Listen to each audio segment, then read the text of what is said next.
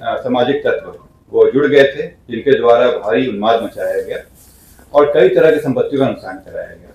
Police वाले भी घायल हुए, प्रेस वालों को भी कई लोगों को चोट लगी, कई लोग जो राहगीर थे उनको भी चोटें आई और कई तरह की गाड़ियों को और संपत्तियों को नुकसान। और आप लोगों से अपील भी कर रहे हैं कि जो छात्रों के बीच में छुपे हुए, जो छात्रों को बदनाम करने के लिए जो ये लोग जुड़े हुए हैं, इन लोगों की पहचान करें और इन पे हम लोगों का सहयोग करें ताकि इनको हम लोग सही जगह पहुंचा सके और जो ये पूरे चीज़ों को जो बदनाम कर रहे हैं उसको हमें पर्दाफाश कर सकें। उसके संदर्भ में मैं कहना चाहूँगा कि लोकतंत्र में अभिव्यक्ति की आज़ादी है, परंतु उसके साथ यह भी जुड़ा हुआ है कि आप सब लोगों की कुछ जिम्मेदारियां भी हैं। कोई भी अपनी बातें रखना चाहे लोकतांत्रिक तरीके से, अहिंसावादी तरीके से रख सकता है।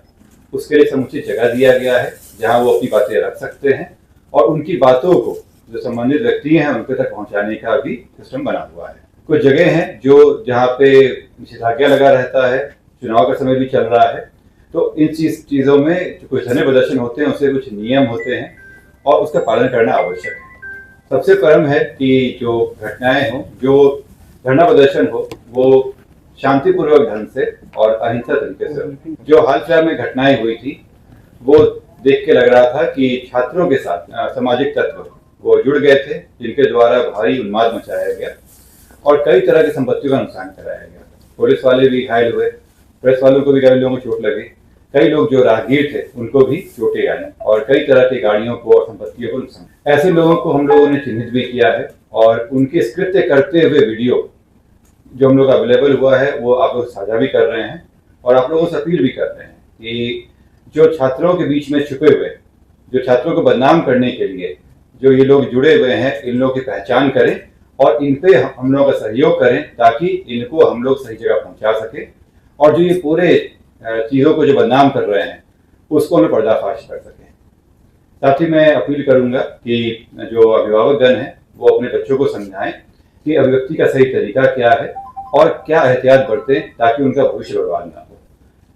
घटनाएं हो जाती हैं, केस दर्ज होता है, फिर उनके कैरेक्टर वेरिफिकेशन में समस्याएं आती हैं, तो इन सब चीज़ों का ध्यान रखें। साथ ही मैं स्कूल के, कॉलेजेस के प्रिंसिपल और जो कोचिंग इंस्टीट्यूट्स हैं उनसे भी अपील करता हूँ कि वो अपने बच्चों को सही रास्ता दिखाएं।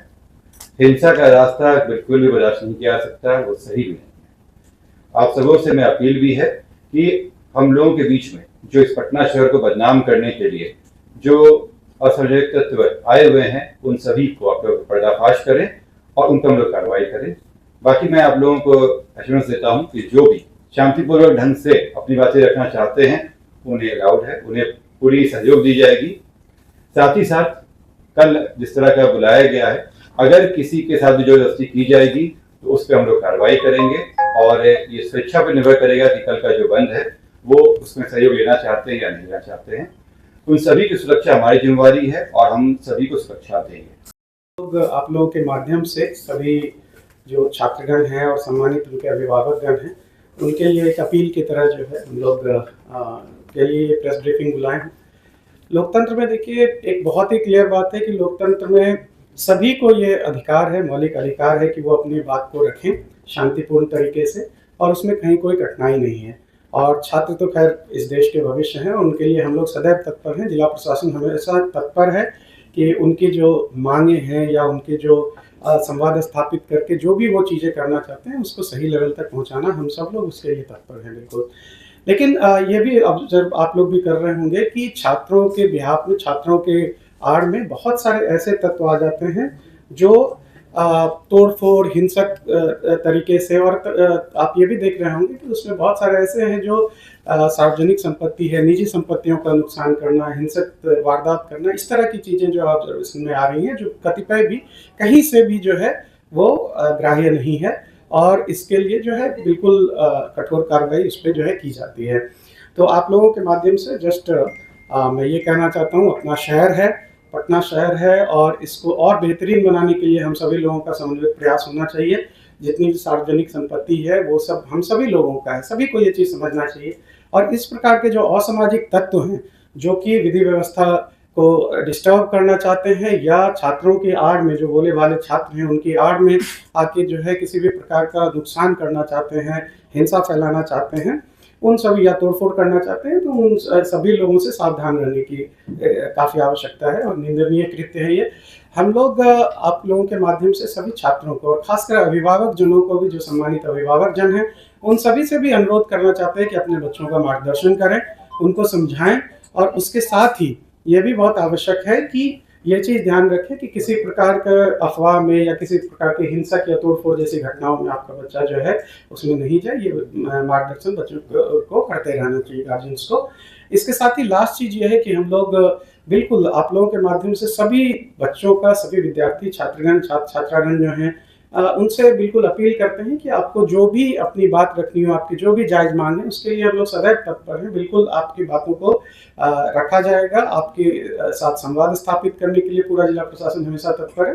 आपकी बात को लगातार हम लोग सुनने को तैयार हैं और इसमें किसी प्रकार का कोई इशू नहीं है और हम लोग हमेशा इसके लिए तत्पर हैं। मैं एसएसपी साहब से अनुरोध करूंगा कि वो अपनी बात रखें। देखिए, इस तरह की कोई भी अभी आगामी कोई ऐसी योजना एज सच नहीं है, बट वो तो परिस्थिति जन्य है। बट हम लोग तो यही सभी से अपील आपके माध्यम से करने को आपको बुलाया है कि शांति व्यवस्था को मेंटेन रखें। जैसा कि अभी हम सब लोग ने आपको कहा है, छात्रों से भी, उनके जो अभिभावकगण हैं, जो शिक्षक हैं, सभी लोगों से हमारा अनुरोध है कि भाई अपने शहर को शांतिपूर्ण तरीके से रखें और उसमें किसी भी प्रकार का खलल न हो। इसकी तो रिस्पॉन्सिबिलिटी हम सब लोग की समन्वित प्रयास होना चाहिए। बिहार बंद का कॉल कई छात्र संगठनों ने बुलाया है, आज उसके छात्र संगठनों के समूह के साथ आपने बैठक की, क्या कुछ कहेंगे? नहीं, उसमें जो भी पॉइंट्स थे उनके भी रखे गए हैं और जैसा अभी मैंने भी और एसएसपी साहब ने भी बहुत ही क्लियरली कम्युनिकेट किया है, वो उनको कम्युनिकेट किया गया है, उनकी बातों को भी सुना गया है। जैसा मैंने बताया कि हम सब लोग ओपन है इस चीज़ के लिए कि संवाद के माध्यम से अगर समाधान हो पाए तो उसके लिए हम सब लोग ओपन हैं और इसलिए उनकी बातों को भी सुना गया। हम लोगों ने भी जो नियम है वो बताए हैं और उसके अनुरूप जो है डिस्कशन हुए। कल क्या स्कूल बंद रहेगा सर या सभी संस्थान खुले रहेंगे इसमें, और जिनको किसी को भी भय में आने की जरूरत नहीं है, सबकी सुरक्षा पर ध्यान दिया जाएगा और किसी को भी किसी जबरदस्ती होने नहीं दिया जाएगा। बिल्कुल, सभी लोग शांति व्यवस्था मेंटेन करने में प्रशासन से सहयोग करें। बहुत बहुत धन्यवाद। एसएसपी सर से एक सवाल था छोटा सा सर, कल और परसों जिस तरह की गतिविधियां हुई थी उस पूरे मामले में अभी तक कुल कितने एफआईआर किए गए, कितने लोगों को चिन्हित किया गया और आगे क्या कुछ कार्रवाई हुई? इसमें पुलिस के द्वारा जो पूरे घटना हुए थे उसमें 10 और आम जनों के द्वारा 12, अभी तक 22 कांड दर्ज किए जा चुके हैं। इसमें अभी तक जो उस दिन से लेकर अभी तक में करीब 60 लोगों की गिरफ्तारियां हो चुकी हैं। आप लोग अवगत हैं कि कल हम लोगों ने जो हिंसा करने वाले व्यक्तियों की फोटो भी रिलीज की थी, उन सभी को चिन्हित किया जा रहा है और उसका अच्छा रिस्पॉन्स भी मिल रहा है। कई लोगों के द्वारा बताया गया, चिन्हित किया गया है, उन सभी पे कार्रवाई होगी।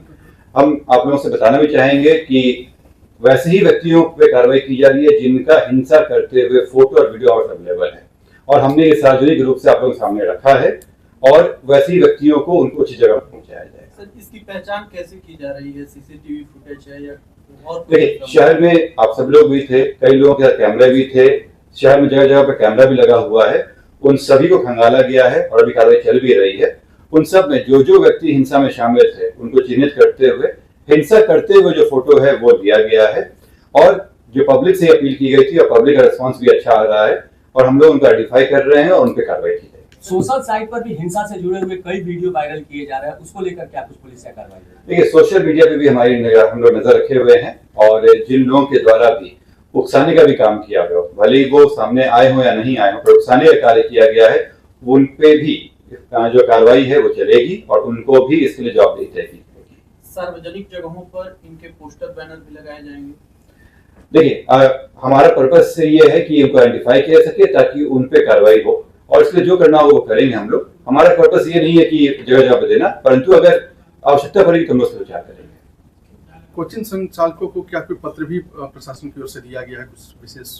नहीं, उनसे केवल अपील करना चाहेंगे कि वो अपने बच्चों का ध्यान रखें कि कोई उनको बहला फंसा के कोई ऐसा कार्य नहीं करवा दे और वो उनके शिक्षक हैं तो उनका मार्गदर्शन करें।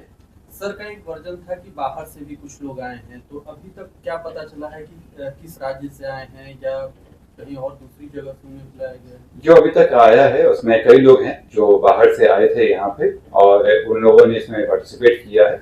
अभी अनुसंधान चल ही रहा है, जब ये सब लोगों के हो जाएगा कार्रवाई तब आपको दूसरे राज्य से कई जगह से आए, कई राज्यों से।